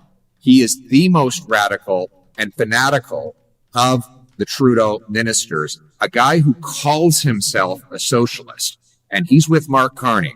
That's not because Carney is a normal, old-fashioned liberal. Far from it. Carney is just like Justin, just as radical. Don't be fooled. We don't need a guy who's the same as Trudeau but can comb his hair. We need a total change. Fire these guys. Bring home common sense conservatives who will axe the tax, build the homes, fix the budget, stop the crime, and put Canada first. Let's bring it home. Pretty big fan of Pierre Poilievre. He's whipping out the humor. At least he knows how to comb his hair. Come on, it's hysterical. Oh, yeah. These liberals want to control everything. Danielle Smith is putting her foot down, drawing a line in the sand, saying no to Gary Ananda Sangre's public safety initiative to confiscate firearms. Danielle Smith, let's take a look. Currently, we have a public safety minister who wants to come and take my legally obtained firearms, in which I took a safety course for, legally purchased, but he can't define what a restricted position acquisition license is. He had to recuse himself from a terrorist organization, which is the Tamale Tigers. I will not be handing them over to the federal government because I'm not supposed to give my firearms to criminals. So I'm not going, so I can't... I can't go to the range. I can't do my sport shooting with 90% of my firearms because I became a criminal overnight with an unjust gun grab fraud. I know that Premier Smith is familiar with the homeowner in Ontario who was just charged with injuring a home intruder who had a crossbow. You should ask her about it. Yeah, Canadians are being charged for protecting themselves, their families, and their property, and being backed into a corner through submission by the federal government. Where we're being told to leave our keys beside our unlocked door, as criminals have more rights than we do. Yeah. So where would the Alberta Police Force stand in relation to the legal firearm owners? It's a great question. I'm glad we ended on that. And I'm sorry to those of you still lining up. I did say that was it. Premier, can you address those ones first, and then we'll book it? Well, let me tell you my frame on this. So the proper use of the criminal code power is the way the feds will regulate around, for instance, vehicular homicide. Like, there are ways that you can use your car that kill people, and they look at that as a criminal penalty, and they charge you. But you know what they don't do? They don't come in and say, red cars have a disproportionate number of accidents, therefore we're going to ban red cars and confiscate them, right? They're able to see that there is one use of that particular piece of property that is criminal, and they let us regulate who gets a driver's license and who registers a car. So this is an excellent metaphor, example, analogy that Premier Danielle Smith is using right here. This is very sharp. I'm just going to take that analogy a little bit further. They can regulate the criminal use of firearms. They can go after the bad guys who are breaking into people's houses with crossbows.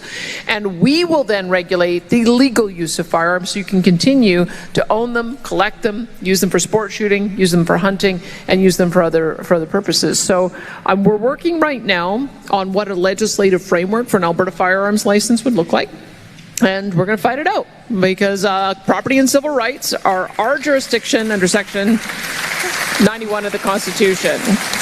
91 or 92. I always get those. I think it's section 12. I'll have to defer to my judge on that. But that is as you've seen, we have already taken action in that regard. We told the municipalities, no, you can't have a handgun ban. That is not municipal jurisdiction.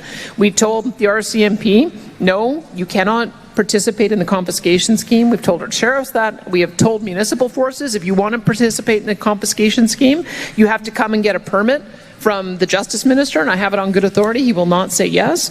There is a piece that we're missing because Saskatchewan Premier Scott Moe said that any of the mail delivery services were not allowed to convey these firearms. We're going to have to change our legislation to make sure that that's not a loophole that they can use as well. We've also passed our own Firearms Act, and we will do everything we possibly can to make it as difficult as possible for anyone to get the permit that they need to participate in that program. That's our ability to do that, using our ability to regulate on professions. So in short, you'll see that us and Saskatchewan are going to do whatever we can to make sure that we're defending from my cold dead hands firearms owners' rights. And I know we're coming up to a deadline here, so just have some patience because we know how important that is. We just have a different approach we want to take in Alberta, and I think that is what the Constitution allows, and we'll see what the courts say about it. All right. Hey, that's something everyone can enjoy. The thing about a cover-up is if you get caught in the cover-up, it blows up, and that's what's happening right here. Check this out. It's very interesting. I don't know if you saw the news story, but Elections Canada is investigating Juno News and our reporter Kean Bexley for some very thorough, well-vetted, corroborated story that he released during the election campaign, which embarrassed the Liberal government, and now they're coming after us. I'm wondering if you can comment on the story. Yeah, I mean, I don't know all of the details of the story. Admittedly, it's been a busy week for me, but, particularly... I'd highly recommend Juno News. Candace Malcolm here is great. There's many other independent journalists that work with this channel. They're great. Check them out. For me, and all of my conservative colleagues, we believe in free speech. It's why we opposed, and you've done such a good job on this too, opposing the Liberal censorship bills, Bill C-11, C-18. I think knowing what I know about the story, the part of the bill that they're, using. Yep, Section 91. We oppose that, right? Conservatives did. So, we stand on free speech, and, the role of media in Canada is to hold people like me and the government to account. And, you've seen the Liberals use a variety of mechanisms over the last several years. I just mentioned two of those bills to suppress independent journalism, to suppress, we've got news bans in Canada we never had before. So, shout out to your listeners, make sure you subscribe and get around those news bans. But we have to see a change in that. We won't have growth and innovation in Canada or government accountability if the government's, primary objective is to suppress freedom of speech. So, we're going to stand up for that and hold the Liberals to account. Oh, yeah. I'm not sure about the history of all time, but currently the funniest guy in the House of Commons is MP Andrew Scheer from Regina, and he is lighting up both Trudeau and Carney. He's a very experienced politician with a very sharp sense of humor. Let's take a look. He's on a new channel, Conservative Journal of Canada. Let's take a peek at what he's speaking about here. It's interesting. Mark Carney. What is your take on Mark Carney as the new Liberal leader? Well, I'll give Justin Trudeau some credit. He really made so many things terrible in this country. He caused the inflation crisis, caused the crime wave with easy bail and taxpayer-funded narcotics.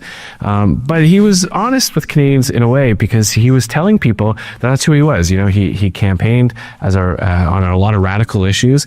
And he said he was going to bring in a carbon tax, and he did. He said that he'd undo some of the Harper Justice era laws, and he did. The outcomes were horrific, but at least he said that he would do those things. So there's a certain level of honesty with Justin Trudeau that I have to give him some credit for. Mark Carney is the complete opposite. He's very duplicitous. He's written books about his love for the carbon tax. He wrote a book called Values, where he read that book. I've read the book. It's terrible. It's frightening, and everything. The way that he portrays himself in front of the camera. Man, this guy had some values, but they're all negative. Best his love for it. He was Justin Trudeau's senior economic advisor when he said that the carbon tax was too low. He was urging Justin Trudeau to hike it even more. And now he's trying to pretend like he was never in favor of it. And I find him very inauthentic. I think he's the type of guy that would want to see, 10 market research reports before he took a position on something. And I don't know, only time will tell which Mark Carney we're going to get, because he's kind of been all over the map on a few different issues.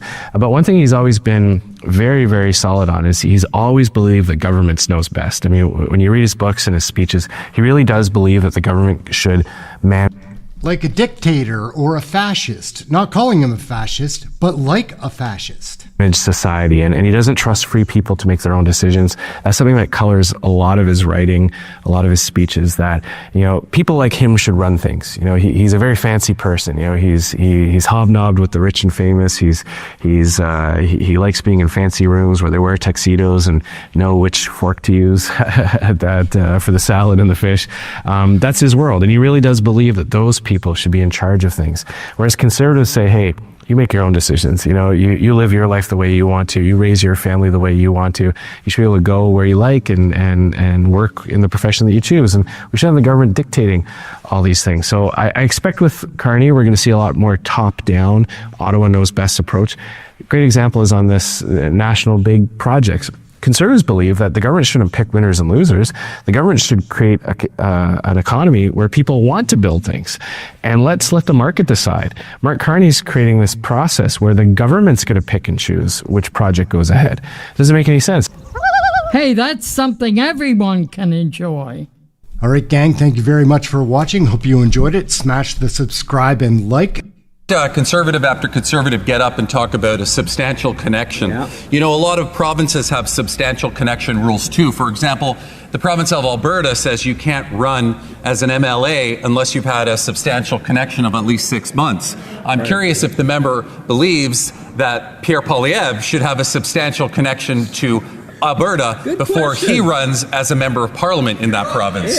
Clearly, maybe the member hasn't read the bill, but I assure you that he will seek the support of and the trust of the people of Battle River Crowfoot, in a place that he grew up in a place that he was born in a place that he was raised in, and I look forward to him bashing down that member when he's back in September.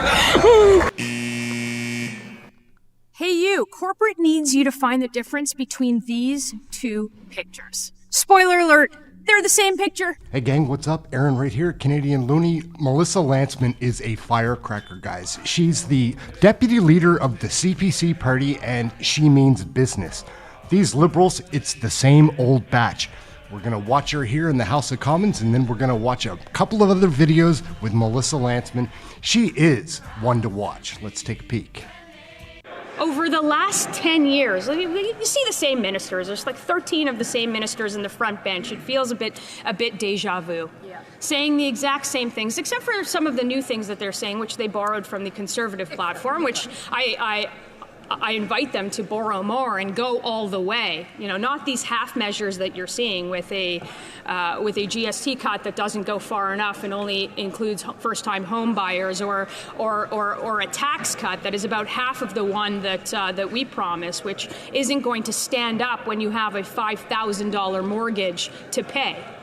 I say, if you're going to take our ideas, go all the way with them.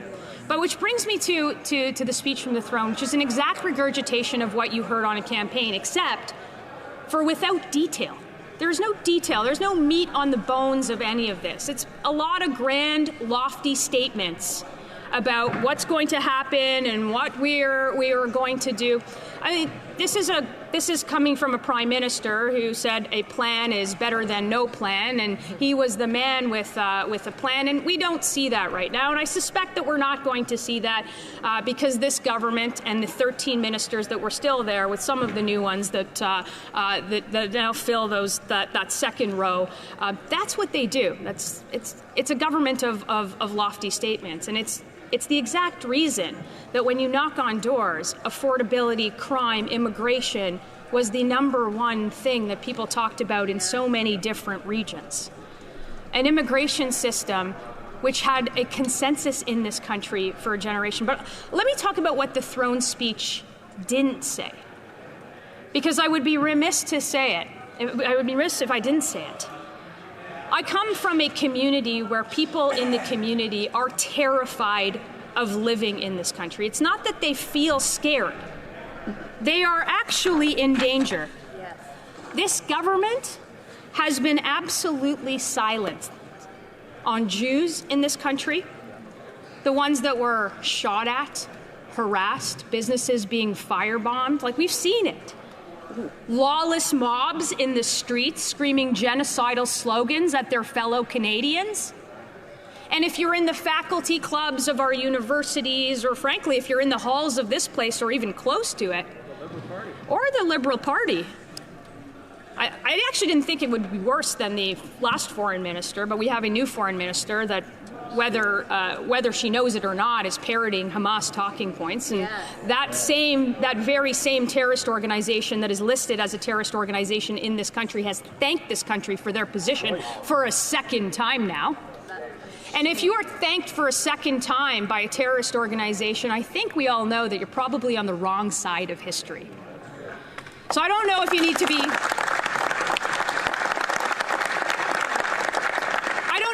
thanked for a third time to actually get it, but we've gone from free Palestine to full-blown extremism in this country, just as long as it targets Jews who look a bit too complicit for comfort. Forget nuance and forget humanity. If you squint hard enough, anyone with a Hebrew name or an Israeli cousin is now a war criminal in this country. That's what they've allowed to happen in our streets. And I would have liked to see something in the throne speech. And I know that there are many constituents in many different ridings, and maybe they don't make up the majority of the constituents in those ridings. But if anybody is scared to live in this country, to walk the streets, to wear a yarmulke, to wear a Star of David, to put a mezuzah on the door, if anybody is scared to walk into a synagogue, if anybody is scared to walk into a church because there is official Ottawa who said the church burnings are understandable and say nothing about the Hindu temples that are desecrated in this country, this is not a country. I hope the Prime Minister is successful, because we can't go on like this. It would seem to me that these are the same Liberals, very similar. Hey you, corporate needs you to find the difference between these two pictures. Spoiler alert, they're the same picture. So Mark Carney might be our new Prime Minister, but his new cabinet shows us that he's just like the last guy. 13 of Trudeau's senior ministers survived, and now Carney's senior ministers. So take Sean Fraser, Trudeau's old immigration minister, who lost track of the people that he let in. He broke 100-year consensus that this country had on immigration. Then he moved to the housing portfolio, where he made sure that home ownership was out of reach for any young Canadians, immigrants, or working people who aspired to it. He didn't want to run for re-election, telling us that he wanted to spend more time with his family. And I can tell you, more than anything else, I want to spend more time with my kids, and I hope my kids are going to want to spend more time with me. Until the Liberals gained points in the polls, and now Mark Carney made him the Justice Minister. His old motto as immigration minister was everyone gets in. And now as Justice Minister, it'll be everyone gets out. He's already recommitted to keeping the same Trudeau-era catch-and-release laws and bragged on camera about wanting to do it all while working from home. So you need more proof? Have a look at Anita Anand, who held a host of roles under Justin Trudeau and is now Mark Carney's Foreign Affairs Minister. She just claimed that Israel was using food as, quote, a weapon in Gaza. Not allow the continued use of food as a political tool. The Prime Minister has been very clear. More divide and conquer from the team who brought you riots in the streets, firebombings into synagogues, and shootings into schools. Don't forget about Stephen Guilbeault, Trudeau's old environment minister, who successfully blocked resource development and pipelines for years. He's in Carney's cabinet too, and he's still on this ideological crusade to eliminate Canada's oil and gas industry. Mark Carney gave him the second in command at the Environment Ministry, legally delegating him to that power and any decisions that need to be made in the ministry if the new minister can't do it. And the likes of Dominic LeBlanc, Chrystia Freeland, Francois-Philippe Champagne, and Melanie Joly in the mix. And you get the old team and the old ideas who just claim to be a new government.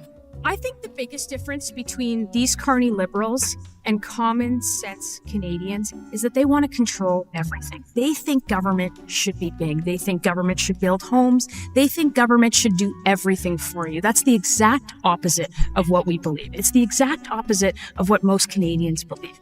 We think that you should have control over your own destiny.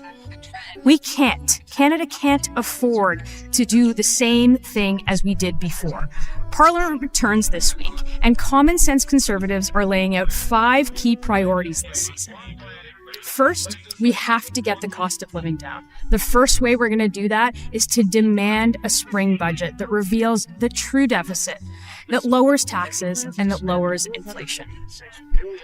The second is getting homes built. We've already seen that this government has absolutely no intention of lowering home prices, and the word home ownership didn't even appear in their housing plan. The third priority is economic independence by unleashing our businesses and our resources here in Canada.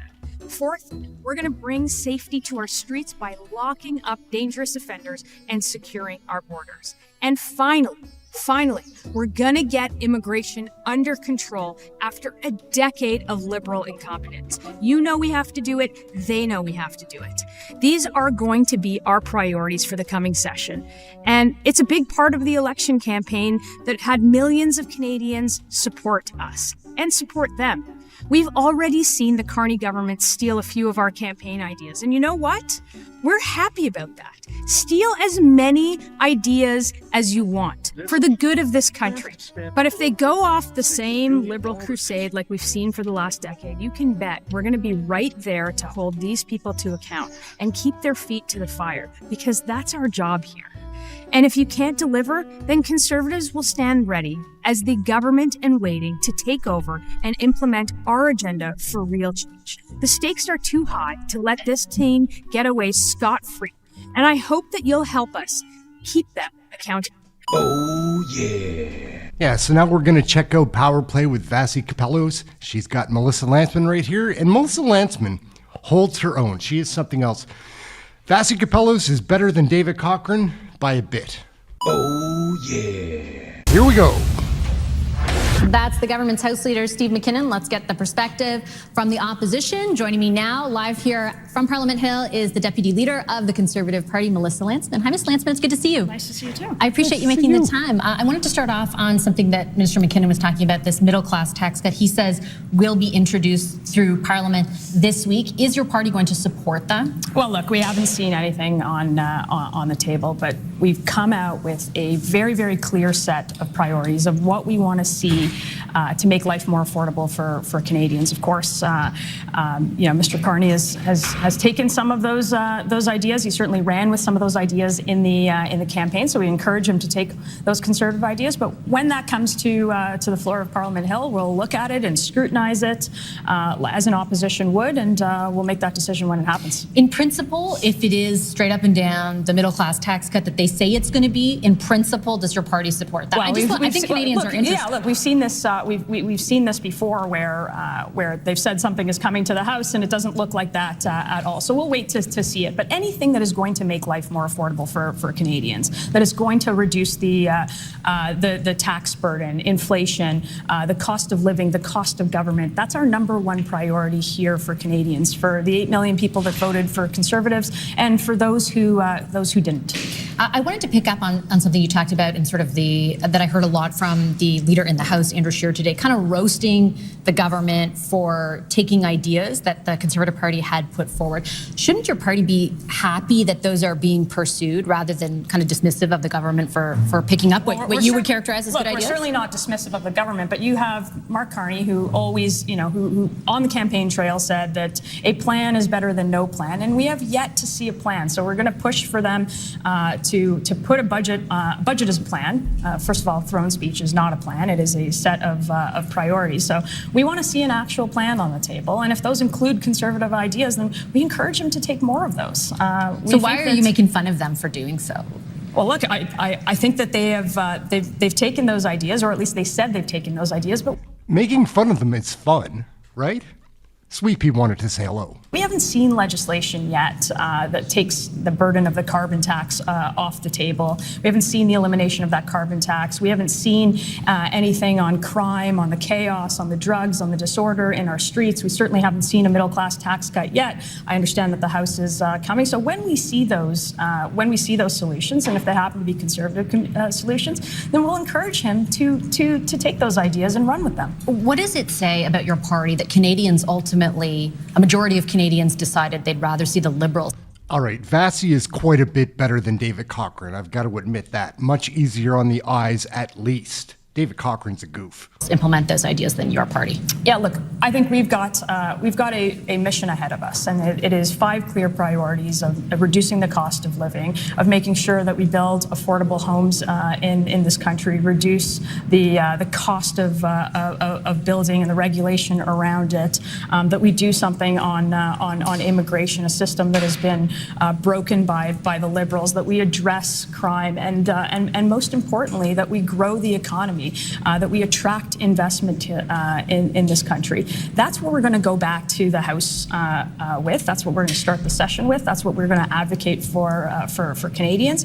And more than that, we'll show them that there is a government in waiting. We'll restore hope for those who felt like this in December and certainly still felt like this on election day. Those 8 million people that voted for Conservatives. We have a responsibility to them and to instill hope and change. And if it is pushing the Liberals to do that, that's exactly what we're going to be here to do. But with all due respect, my question was about why Canadians ultimately... With all due respect, I love that expression. In this election, did not think that you were more than a government in waiting. Well, and even what you outlined, the things that you just talked about are very much what we hear from Prime Minister Carney and from the Liberals. And ultimately, there was a difference, right?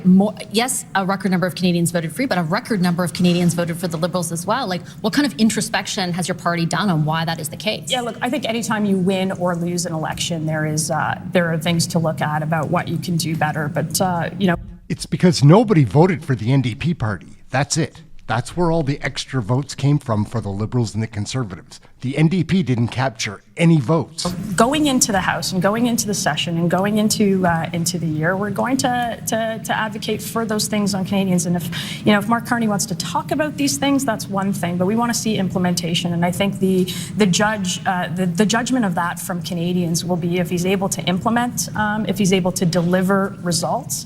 And right now we actually see the opposite of that. We've got ministers sort of freelancing about housing prices not having to go down, about not building pipelines, about working from home, and we see the government's first order of business is not to present a budget in a timely way. And so I think Canadians will be the judge of this government, and will continue to be the vigorous opposition and scrutinize the legislation that comes to the House. And look, I do take your points on all that you just pointed about the government. I've asked the ministers the very same questions around accountability on all of that. But you kind of brushed aside my question about your own party's role in the outcome. And I'll put to you, look at all the shadow ministers. Everybody's in basically the same position. Nobody will really talk about, what kind of introspection you're doing or that you even really fell short. Like, what is the consequence of the election outcome for your party? And it's not just that you lost, it's that you lost when 6 months ago you were going to win. Look, I think that, again, every time a party wins or loses, there's introspection that needs to happen. And the details of what that looks like will certainly make that. I think Trump generated a lot of nationalism in Canada, and people just voted Liberal because they don't like Donald Trump. A lot of people don't. I like Donald Trump, but oh man, that clear to you when we decide sort of how to go about it. But I think there's been lots of introspection from from members of this party, from the new MPs that are here, maybe why they won, which kinds of coalitions. We've got to build out to attract more Canadians to the coalition while keeping the ones that we have. And there is, I think, plenty of time to look at what went right and what went wrong. But for now, we're focused on providing hope. For all of those Canadians who did vote for change and who do expect us to scrutinize and oppose this government where appropriate and work for all Canadians where it is appropriate. Is there culpability, like does somebody or some role need to pay a consequence for what happened? And I ask specifically about Mr. Poilievre, for example, who lost his own seat, who your party's caucus voted to adopt the Reform Act, leaving open the possibility of a leadership review, or Jenny Byrne, the campaign manager. Do either of them need to suffer the consequences of the significant Look, loss? I think it's very clear. It's certainly Pierre has my full support, and he has the full support of caucus going forward. I think he delivered a new, vibrant coalition, one that is going to take us into the future, one that is going to take us into the future with young people, with those in the trades.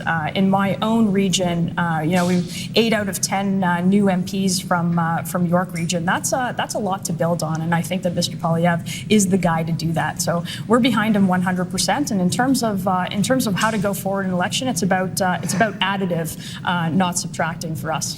If you are also behind him, why would you vote to adopt the Reform Act? Well, I think members in the caucus have always adopted that. They've adopted that with. They didn't with Andrew Scheer in 2019, which the headline out of that was endorsement of his leadership. Didn't end up going that way. Caucus gives Sassy Vassy. itself the tools to act, but I don't think there's been anybody in caucus who's expressed any kind of. Obviously, it's disappointing that we didn't get the result that we wanted, but I think Pierre is the guy to take us into the next election, and I hope that that's sooner rather than later. And what about Jenny Byrne? Should she remain on in the capacity that she has? Yeah, look, I think Jenny is one of the is one of the best strategists that this country has seen. I think she's a campaign manager that understands the ground game better than most others. There are lots of things that we can change, and frankly, I'm just going to tell you, I don't think Jenny and Pierre are those things. But we should take a look at what we can do better, how we can add to our coalition, and frankly, we may or may not come back to you. It might be an internal process that we look at in terms of what we can do better in the next go around. But for now, we're going to focus on our priorities in Parliament, making sure that we hold the government to account, a government that's set a very, very tall order for itself, and so far hasn't delivered for Canadians. Okay, I'm going to leave it on that note. I'm out of time. Thank you for your time, Ms. Lantsman. Appreciate it as All right, guys. All right, what are we doing here? We're going to wrap it up, guys. Aaron, Canadian Looney, it's awesome to see everybody again. Rhonda, Mr. Pickles, Kirk, as always, Rory Kennedy, my man, Daniel Price. I saw Ken Flanders in here earlier. Who else do we have? Sorry, it's hard to remember. It's been a while since we've done one of these shows where we've tried to be interactive, and I can honestly say I'm going to be on the mic less during question period. I think it's fun for us to be chatting like through the mic and saying hello to everybody, but I've done some research, and it's not a lot of fun for people that aren't in the loop and they just go somewhere else. And we are trying to grow this thing. I'm very excited to see Pierre Poilievre back in the House tomorrow.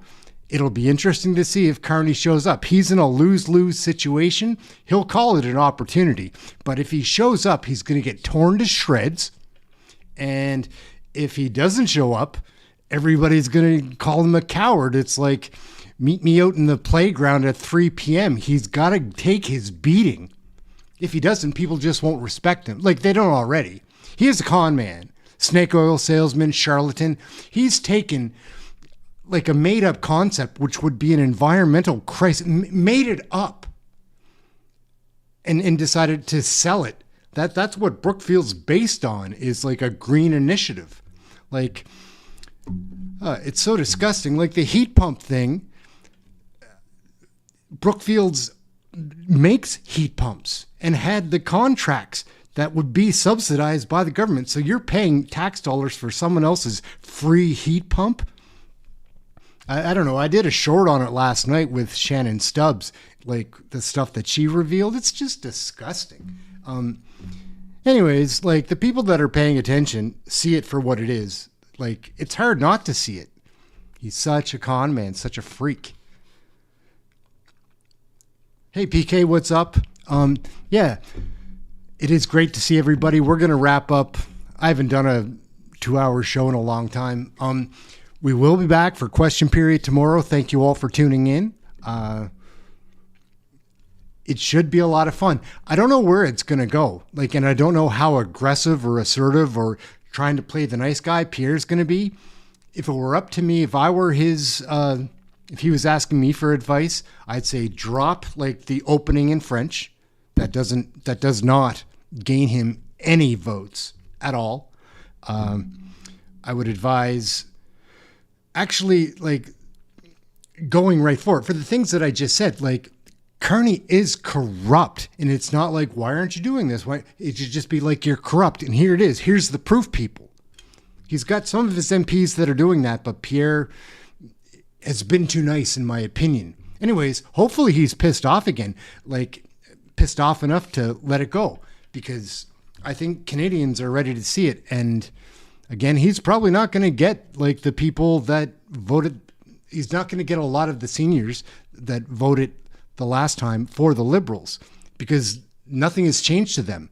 I mean, my mother watches CBC as her main source of information, and I try to get her to watch my videos, but she's like, oh, you shouldn't say stuff like that. It's too confrontational. And I'm like, Mom, it's the future.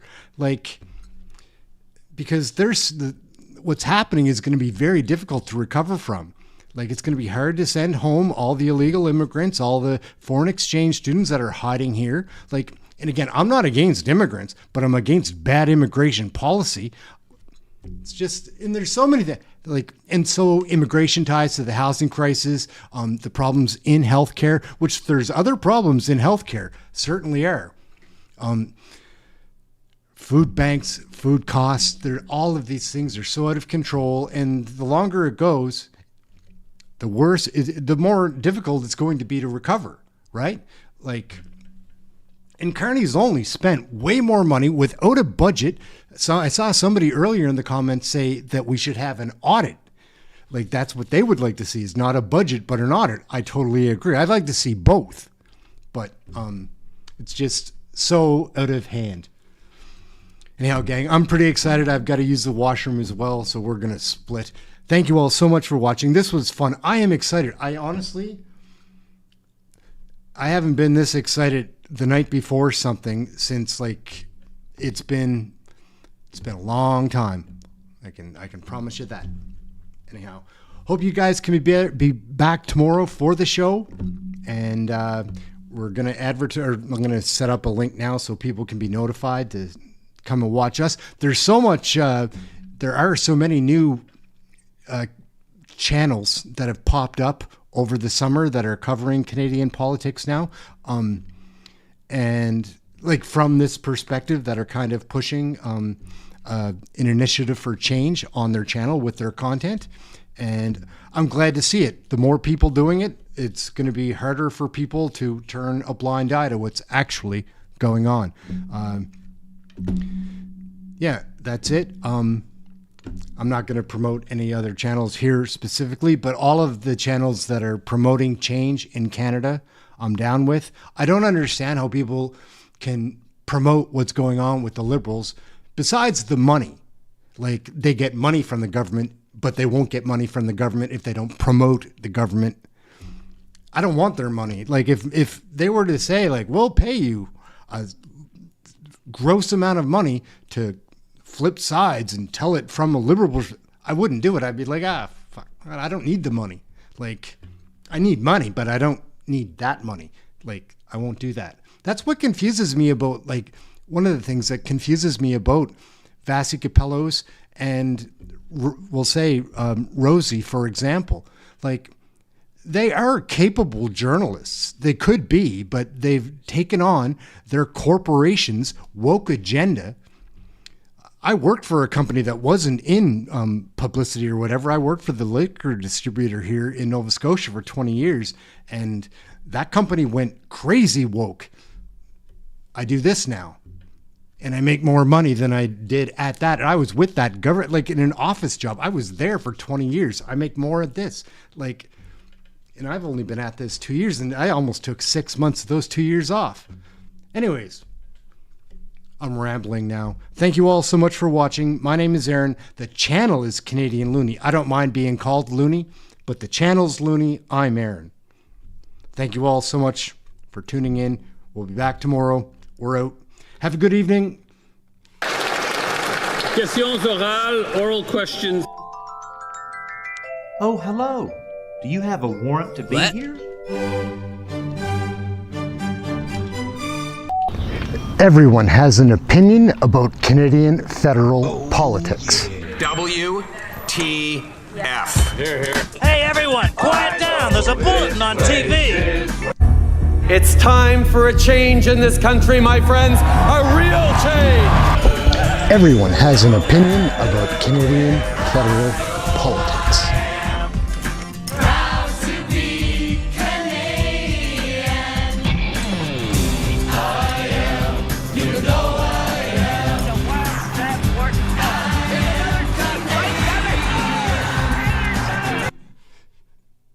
Did I say goodnight to or hello to Rory Kennedy? It was good to see you as well. I don't remember saying hello. If I missed anybody, I've just missed. I mean to include everyone when I'm giving shout outs. That's it. We'll finish the extra. Ciao for now.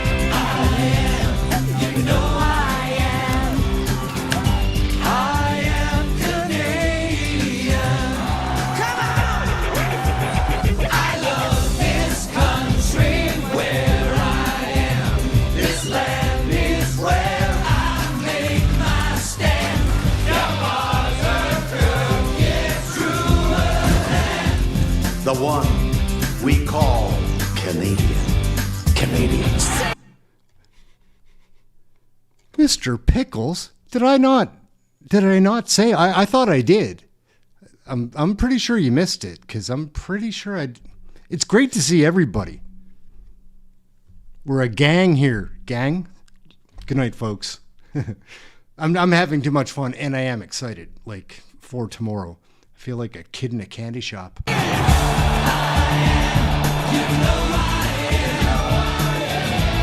But let me ask you, Mr. Prime Minister, will there always be a Canada? There will always be a Canada. All right, elbows up. Elbows up. Hey gang, what's up? Just Aaron right here, Canadian Looney. We have issues in Canada, right? Unless you're completely head in the sand, be aware of this. Oh, yeah. And now, oral questions, questions orales. Oral questions, questions